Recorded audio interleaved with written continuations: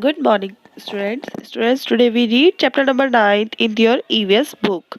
Chapter number 9 is animal around us. So students, आज हम पढ़ेंगे आपके चैप्टर नंबर 9 में एनिमल्स के बारे में कि एनिमल्स किस तरीके से रहते हैं। फर्स्टली हम पढ़ेंगे एनिमल्स कौन कौन से होते हैं और वो किस तरीके से रहते हैं। देन हम एनिमल्स के बिहेवियर के बारे में पढ़ेंगे कि एनिमल्स का बिहेवियर कैसा होता है।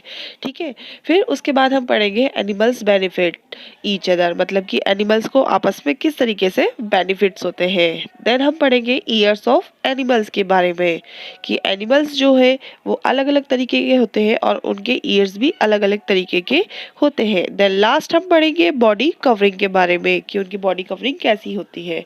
Okay, so let's start this chapter. Like humans most of the wild animals live in groups. यहाँ पे बोला गया है आपको कि जैसे कि हम जो ह्यूमंस होते हैं, हम जो मनुष्य होते हैं, वो मोस्टली कैसे रहते हैं, ग्रुप में रहते हैं, मतलब कि अपने परिवार के साथ रहते हैं। उसी तरीके से जो वाइल्ड एनिमल्स होते हैं वो भी ग्रुप में रहते हैं। ठीक है, a pack of Wolves, a pride of Lions, a heard of zebras. तो आपको बताया गया है, देखिए वुल्व्स भी किस में रहते हैं, ग्रुप में रहते हैं, झुंड में रहते हैं, जिसको कहा जाता है a pack of Wolves.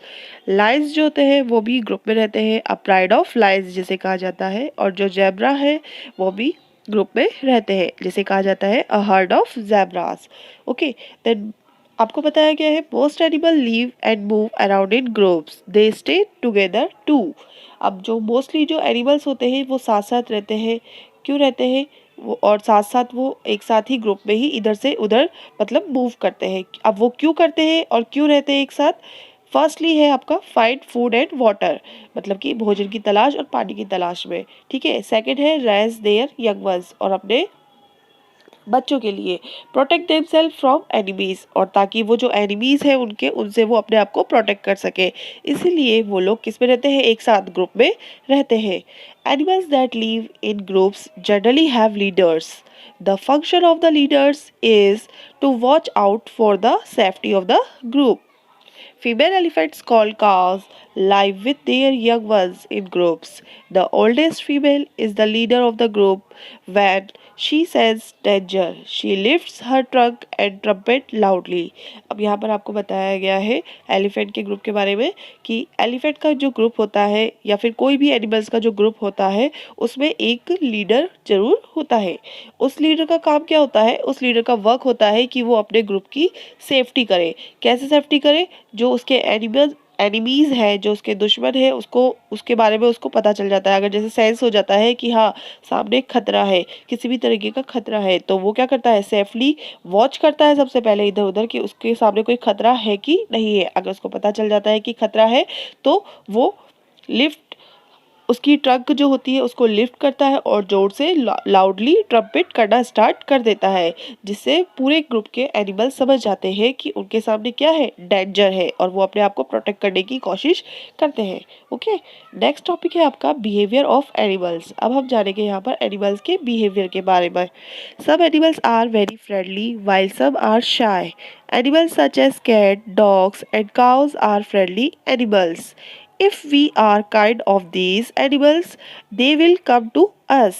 Animals like rabbits, squirrel, and monkeys may not be as friendly as dog and cats. अब यहाँ पे आपको बताया गया है कि कुछ एनिमल्स जो होते हैं वो फ्रेंडली होते हैं, जबकि कुछ एनिमल शाय होते हैं। ठीक है, मतलब कि शर्मीले होते हैं। तो कुछ फ्रेंडली होते हैं जो जल्दी दोस्त बना लेते हैं, मतलब इंसानों के साथ दोस्ती कर लेते हैं। तो आपको यह बताया गया है कि जो कैट है, डॉग है, काव है, वो किस टाइप के एनिमल है, वो फ्रेंडली एनिमल है, मतलब मनुष्य के साथ फ्रेंड बन के रहते हैं। और इसी तरीके से आपको बताया गया है कि जो रैबिट है, स्क्वायरल है और मंकी है, वो डॉग और कैट की तरह फ्रेंडली नहीं होते हैं। ठीक है, वो थोड़े शाय होते हैं। To remove shyness from animal, we must make them feel that we are their friends and we are not going to hurt them. When an animal knows that we are not going to harm it, it will not run away from us. अब यहाँ पे आपको बताया हम जब animals को feel कराते हैं कि हम उनके फ्रेंड हैं, और जब वो महसूस करते हैं कि हाँ सच में हम उनके फ्रेंड हैं, हम उनके दोस्त हैं, और हम उन्हें हार्म नहीं पहुंचाएंगे, हम उन्हें कोई तकलीफ नहीं पहुंचाएंगे, हम उन्हें हर्ट नहीं करेंगे, देन उसके बाद वे वहाँ से उस जगह से नहीं हमें देखकर भागते हैं। ओके, और बट उन्हें जब ऐसा फील होता है कि हम उन्हें हार्म पहुंचाने वाले हैं तो वो उस जगह को छोड़ देते हैं, वो वहां से भाग जाते हैं, रन कर लेते हैं। ओके, अब हम पढ़ेंगे नेक्स्ट पेज में एनिमल्स बेनिफिट ईच अदर। ठीक है, birds called egrets are usually found on the back of cattle, deer, and elephants. They feed on the insect found on the bodies of these animals. When these birds sense fear, they fly away, those worrying the animals. अब यहाँ पे बताया गया है कि जो birds होती है वो क्या करती है, जो मोस्टली जो कैटल होते हैं, जो जानवर होते हैं, डियर, एलिफेंट, उनकी बैक पर बैठकर जो उनकी बॉडी पर जो इंसेक्ट्स होते हैं उन्हें निकालती है और उन्हें ही फीड में मतलब फीड करती है, उनका मतलब कि उनको खाती है। और जब इन बर्ड्स को खतरा महसूस होता है तो ये वहाँ से उड़कर चले जाती है। Remotes are a type of fish that ride on top of turtles and large fish. They feed on the leftover remains of the prey of these animals. They feed on the parasites found on the bodies of the host animal. The Egyptian plover sits inside the mouth of the crocodile and clean their teeth. The crocodile does not harm this bird. अब यहाँ पे बताया गया है कि एक bird है जो कि क्रोकोडाइल के मुंह के अंदर बैठकर उसके टीथ को क्लीन करती है। ठीक है, मतलब वो उसके मुंह में अंदर चले जाती है, फिर भी क्रोकोडाइल उसको हार्म नहीं पहुंचाता, क्योंकि क्रोकोडाइल को पता है कि वो बर्ड उसका क्या कर रही है, उसके टीथ को क्लीन कर रही है।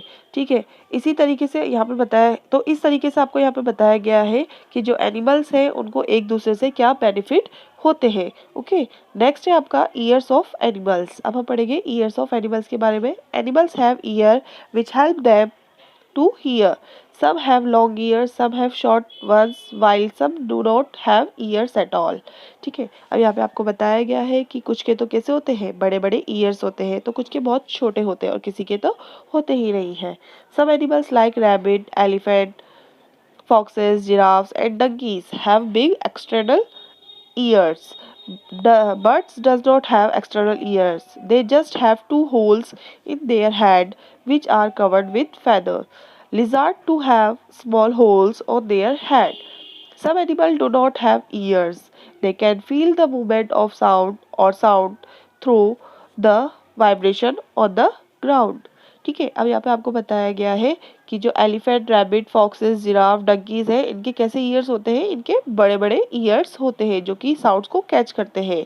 ठीक है, इसी तरीके से जो बर्ड्स हैं उनके पास ज़्यादा बड़े ईयर्स नहीं होते हैं, उनके सिर्फ हेड में क्या होते हैं, टू होल्स होते हैं जो कि ईयर की तरह काम करते हैं। ठीक है, इसी तरीके से कुछ एनिमल्स ऐसे भी हैं जिनके पास ईयर्स नहीं होते हैं और वो सिर्फ क्या करते हैं, फील करते हैं, मूवमेंट को, साउंड को फील करते हैं और जो ग्राउंड से जो वाइब्रेशन आती है उसको फील करके पता करते हैं। ठीक है, नेक्स्ट है आपका body covering. All the animals do not have the same kind of skin. Some animals have skin with hair, some have scales, while some have feathers covering their body.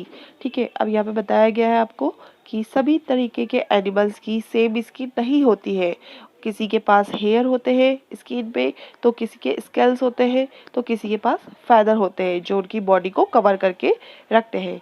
Most mammals have hair on their body. ज़्यादातर mammals के क्या होते हैं, body पर hair होते हैं, जैसे कि camel, deer, zebra have very short hair on their body.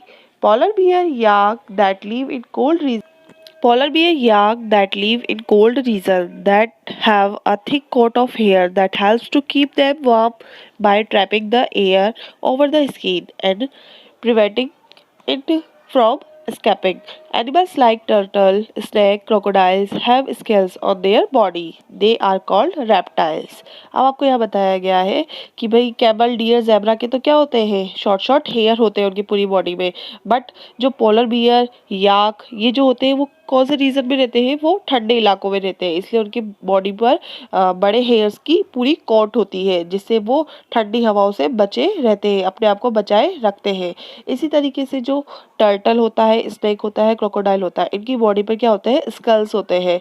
ठीक है, इसीलिए इन्हें क्या कहा जाता है, इसीलिए इन्हें रेप्टाइल्स भी कहा जाता है। Porcupines have spikes on their body that protect them from their enemies. Birds have feathers that help them to fly and keep warm.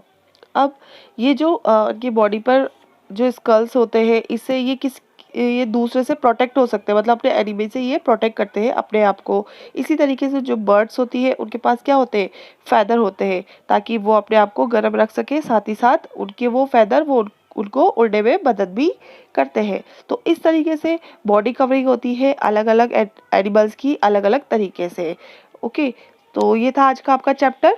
I hope कि आपको चैप्टर समझ में आया होगा और आप सभी बच्चे इस चैप्टर को घर पे रीड करेंगे और इसे समझेंगे भी सही।